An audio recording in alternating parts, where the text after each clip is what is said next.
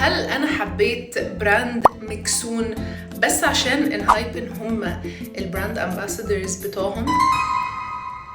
اكيد لا يا جماعه. انا بستخدم مكسون من زمان جدا، حرفيا بقالي تقريبا سنتين. كنت عملت لكم سيريز جديده وقلت لكم كل ما اخلص سكين كير كوري هاجي اقول لكم رايي فيه اذا كان عجبني ولا لا. في بارت 1 كلمتكم عن هذا الكلانزنج بوم، الكولاجين كلانزنج بوم بتاع مكسون. ده كده وشي بس الكلانزنج بوم. الخطوه الثانيه بقى ان انا بغسل وشي بالغسول بتاع مكسون، وده ثالث مره اجيبه، سنتيلا كلانزنج فوم. ببل وشي شويه وباخد منه حبه. ليه بقى انا بحب الغسول ده جدا؟ في سنتيلا فبيهديلي البشره جدا، ثانيا خفيف جدا على البشره، ما طلعليش حبوب خالص. اعمل كده بس عشان اتاكد ان كل الميك اب اتشال. اغسل وشي واجيلكم. الطرحه اتبلت بس بصوا دلوقتي ده كده الافتر. يعني في اول الفيديو انا كنت غاسله وشي بس بالكلانزنج بوم، دلوقتي كده الاتنين مع بعض.